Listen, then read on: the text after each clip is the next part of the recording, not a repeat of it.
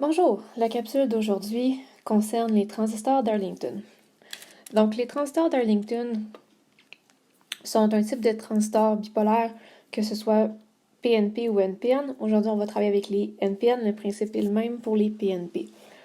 Donc, ce que vous allez regarder souvent dans les transistors en tant que tels d'Arlington, on va les voir comme tous les autres transistors qui contiennent un collecteur, un émetteur et une base. En réalité, à l'intérieur, ce qu'on retrouve, c'est deux transistors, dont la base du premier et la base commune. Ensuite, l'émetteur du premier est connecté à la base du deuxième. L'émetteur du deuxième devient notre nouvel émetteur. Et nos deux collecteurs sont branchés ensemble. D'un point de vue physique, un transistor d'Arlington avec un transistor BJT normal vont avoir les trois mêmes pattes, base, collecteur, émetteur. Il n'y aura pas de façon de les différencier à moins d'aller voir leur fiche technique. Donc, ce qu'on va voir maintenant, c'est les particularités du transistor d'Arlington. Donc, si on regarde le courant collecteur, vous avez travaillé un peu avec. Le courant collecteur total va être la somme des courants collecteurs du premier transistor et le courant collecteur du deuxième transistor, puisque les deux sont connectés ensemble, ce qui rentre dans un nœud est la somme de ce qui sort. Donc, en ce qui concerne le courant collecteur du premier transistor, si on l'évalue, on se souvient que c'est notre courant de base fois notre bêta 1. Et il se trouve être la même chose pour notre deuxième transistor.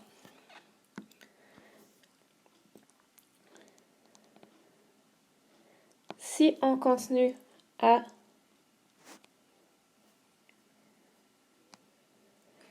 développer, donc notre premier transistor est toujours notre courant 1 fois notre bêta 1.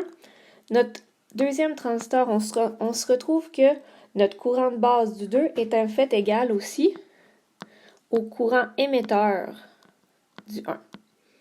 Donc, je peux remplacer les deux dans la même équation.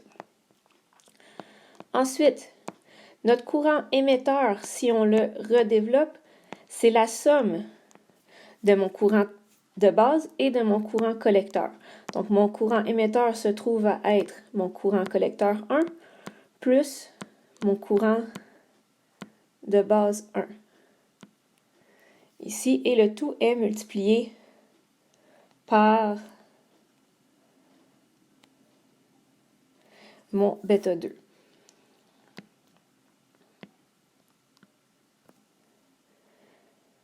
Et si on redéveloppe encore une fois, donc on a toujours notre premier courant. Notre courant collecteur 1, on l'a mis au début, c'est notre courant de notre base 1 fois notre bêta 1, plus notre courant de base 1. Le tout, toujours multiplié par mon bêta 2. Donc,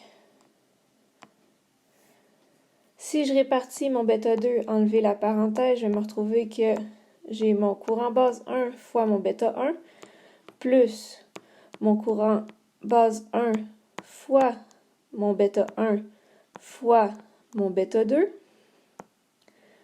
plus mon courant de base 1 fois mon bêta 2. Tout ça est égal à mon courant collecteur total de mon transistor d'Arlington. Si on met en évidence notre courant de base 1 qui maintenant est dans tous les termes, on va se retrouver que c'est notre courant de base 1 multiplié par notre bêta 1 plus notre bêta 2 plus notre bêta 1, bêta 2. Dans la particularité d'un Darlington, ce qui va se passer, c'est qu'on va manufacturer, on va les créer, les deux transistors en même temps. Donc, en créant les deux transistors en même temps, on peut choisir, on peut s'arranger pour que les deux bêtas soient égales. Donc, à ce moment-là, si les deux bêtas sont égales, quand on va revenir dans notre équation ici,